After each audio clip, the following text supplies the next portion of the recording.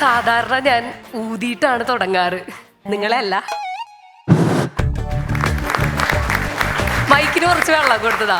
നമ്മള് കോഴിനെയൊക്കെ കൊല്ലടേക്കാറ്റ മുന്നേ വെള്ളം കൊടുക്കില്ലേ, അത്രേ ഉള്ളൂ. നമസ്കാരം ഉണ്ട് കേട്ടാ, ഞാൻ കാവ്യ ശ്രീനിവാസ്.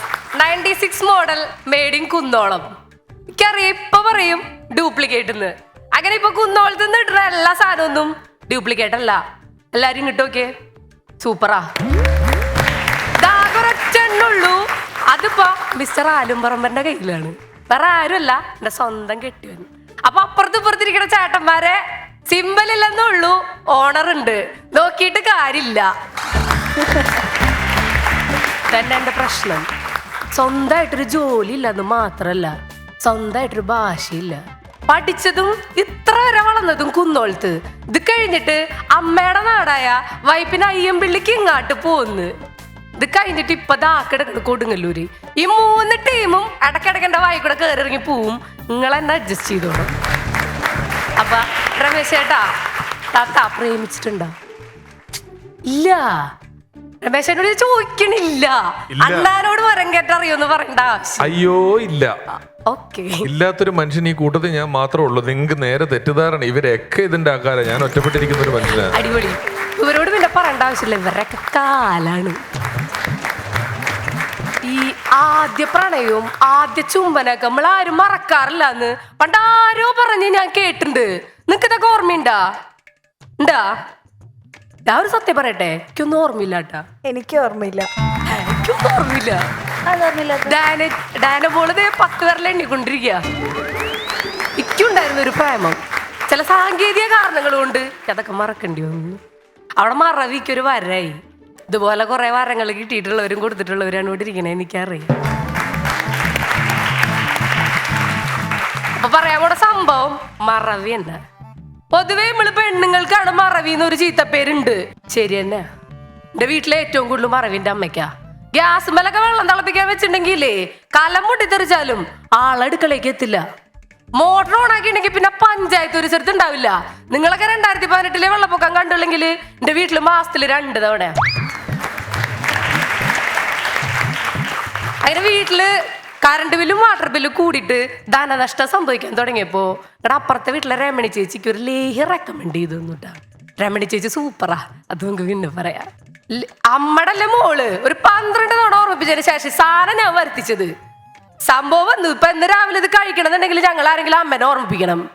കഴിഞ്ഞ ദിവസം ഉണ്ട് ഇത് കഴിച്ചിട്ട് ഇത് മൂടി വെക്കാനാ മറന്നു. ഉറുമ്പ് വന്ന് കഴിച്ചു. ഇപ്പൊ ഇന്ന് രാവിലെ ഉറുമ്പ് കറക്റ്റ് ടൈമിന് എത്തും. ഉറുമ്പിനെ തേറ്റു. അമ്മയ്ക്ക് എന്റെ കെട്ടിയോന് ഇതുപോലെ തന്നെ ഭയങ്കര മറവിയാട്ടാ. മറവി എന്ന് പറയുന്ന ഒരൊറ്റ കാരണം കൊണ്ട് ഈ മനുഷ്യനെ ഞാൻ ഇങ്ങോട്ട് കൊണ്ടുവരാതിരുന്നത്. കാണാൻ കൊള്ളാവുന്ന പെൺപിള്ളേരെ കണ്ടു കഴിഞ്ഞാല് കല്യാണം കഴിഞ്ഞതും പിള്ളേരെയൊക്കെ അങ്ങോട്ട് മറക്കും. താത്താനെയൊക്കെ ഞാൻ രക്ഷിച്ച് നിർത്തിയേക്ക, മറക്കരുതല്ല. ഈ ദാമ്പത്യങ്ങൾ തകരണത് ചില മറവികൾ കാരണ. ഒരു ദാമ്പത്യം മറവി കാരണം ഉണ്ടായിന്ന് പറഞ്ഞു കഴിഞ്ഞാൽ വിശ്വസിക്കൂ? ഉണ്ടായിണ്ടെന്ന്. എനിക്കൊരു കൂട്ടുകാരത്തി ഉണ്ടായിരുന്നു. 5ാം ക്ലാസ് മുതൽ ഒരുത്തനായിട്ട് പൂരിഞ്ഞ പ്രേമായിരുന്നു കേട്ടാ. പ്രേമിച്ച് ലാസ്റ്റ് പിരിയാൻ പറ്റില്ല എന്നായി. വീട്ടുകാരാണെങ്കിലും കല്യാണം നടത്തി കൊടുക്കില്ല. ലാസ്റ്റ് ഇവളുടെ കല്യാണം വേറൊരുത്തനായിട്ട് ഉറപ്പിച്ചു. അന്ന് എന്നെ ഇവരെ വിളിച്ചു, ചേട്ടയ്ക്ക് ചേട്ടന് ഇന്ന് എന്നെ കാണണം. ആൾക്കാരെ മുന്നിൽ വെച്ച് കാണാൻ പറ്റുമോ? നാട്ടുകാർക്ക് മുഴുവൻ കതറിയാ. ഞാൻ അടുക്കള വാതിൽ തുറന്നിടാ.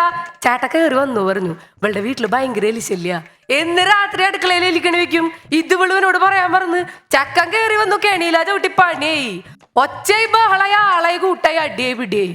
പിറ്റേന്ന് കല്യാണം നടന്നു. അന്ന് കിട്ടിയ അടിയുടെ ആഘാതം കൊണ്ടാണെന്നറിയില്ല ചെക്കനിപ്പോ വെള്ളം അടിച്ചിട്ടുണ്ടെങ്കിൽ അടുക്കള വഴി അഴഞ്ഞേ വരൂ. കഴിഞ്ഞ ദിവസം വെള്ളം അടിച്ചിട്ട് വന്ന സമയത്തെ എന്തോ ഭാഗ്യം, ഇവളുടെ അമ്മ എലിക്കണി വെക്കാൻ മറന്നു.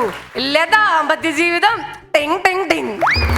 ഈ മറവിയുടെ കാര്യം പറയുമ്പോ നമുക്ക് ഓർമ്മേനെ മറക്കാൻ പറ്റില്ല. നമുക്ക് എല്ലാവർക്കും ഉണ്ടാവും ഭയങ്കര ഓർമ്മയുള്ള ഒരു ചങ്ക് കൂട്ടുകാരൻ ഉണ്ടാവില്ലേ? ക്കുണ്ട്. ഇവിടെ എന്നാടാ നമ്മളന്ന് അവിടെ പോയിട്ട് ബർഗർ കഴിച്ചെന്നൊക്കെ ചോദിച്ചിട്ടുണ്ടെങ്കിലേ വിത്ത് ടൈം ഡേറ്റ് കുത്തുകോമ്മ ഒപ്പ് സുഡു. ഇവനൊരു പെൺകുട്ടീനെ ഭയങ്കര ഇഷ്ടമായിരുന്നു കേട്ടാ. നമ്മുടെ പോലെ ഒന്നുമല്ല, എന്റെ പോലെ മറവിയൊന്നുമില്ല. അവന് ഭയങ്കര ദിവ്യമായ ഡുങ്കുടുങ്കു. ഒരു 2.5 വർഷം അടിപൊളിയായിട്ട് നടന്നു. ഇവള് നൈസായിട്ട് എന്റെ സ്വഭാവ തേച്ചു. ചക്കനാണെങ്കിലും ഒരു മറക്കാൻ പറ്റുള്ള. ലാസ്റ്റ് സൂയിസൈഡ് ചെയ്യാനൊക്കെ നോക്കിന്ന്. പിന്നെ ഏതൊരു ഡോക്ടറെ കണ്ടു. ഡോക്ടർ എന്തൊരു മരുന്ന് എഴുതി കൊടുത്തു. ഇവളുടെ പേരടക്കം മറന്നു. കിടക്കട 1 വർഷം കഴിഞ്ഞപ്പോ വീണ്ടും ഇവള് തന്നെ വീണ്ടും പ്രേമിച്ചു. 6 മാസം കഴിഞ്ഞപ്പില്ലേ വീണ്ടും തേച്ചു. ഇപ്പതാ അന്ന് മരുന്ന് കൊടുത്ത ഡോക്ടറേയും ആ മരുന്നിന്റെ പേരും മറന്നു. അത് തപ്പിയുള്ള നടപ്പാ. ഇനിയിപ്പോ അവനെ ഞാൻ മറക്കേണ്ടി വരും എന്ന് തോന്നുന്നുണ്ട്. ഒരു സത്യം പറയട്ടെ, ഇത്ര നേരം പറഞ്ഞ ഞാൻ തള്ളായിരുന്നു. ഇങ്ങനെ ആരുമില്ല. മറവിയുടെ കാര്യം പറയുമ്പോ ഇവിടെ ഞാൻ പറയേണ്ടത് എൻ്റെ ഒരു ചങ്കത്തി കൂട്ടുകാരത്തിനെ പറ്റിട്ടാ. എൻ്റെ ലൈഫിൽ എനിക്ക് ആകെ ഒരു സങ്കടമുള്ളൂ, സ്വന്തമായിട്ട് ആങ്ങളമാരില്ല എന്നുള്ളത്. ഇത് പറഞ്ഞിട്ടില്ലേ, ഇവളാണെങ്കിലും മറവിയുടെ ഹോൾസെയിൽ ഡീലർഷിപ്പ് നടന്നതാ. ആങ്ങളമാരില്ല എന്ന് പറഞ്ഞിട്ട് 14 ജില്ലയിലായിട്ട് 28 ആങ്ങളമാരെ അവൾ എനിക്ക് ഉണ്ടാക്കി തന്നുട്ടാ. ഇവന്മാരൊക്കെ ഇവള് മറന്നു, ഇവന്മാരൊന്നും എന്നെ മറന്നിട്ടില്ല എന്ന്.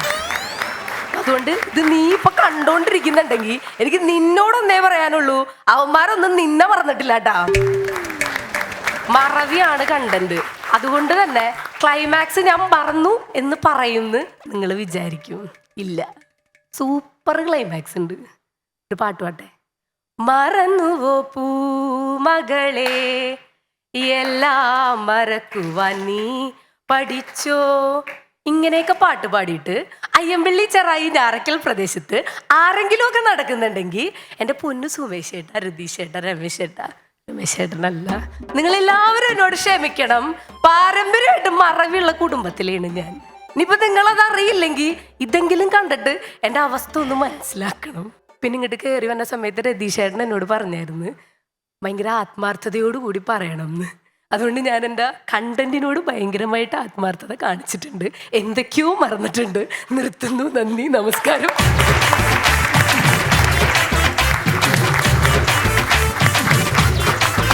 Once upon a time, once upon a time.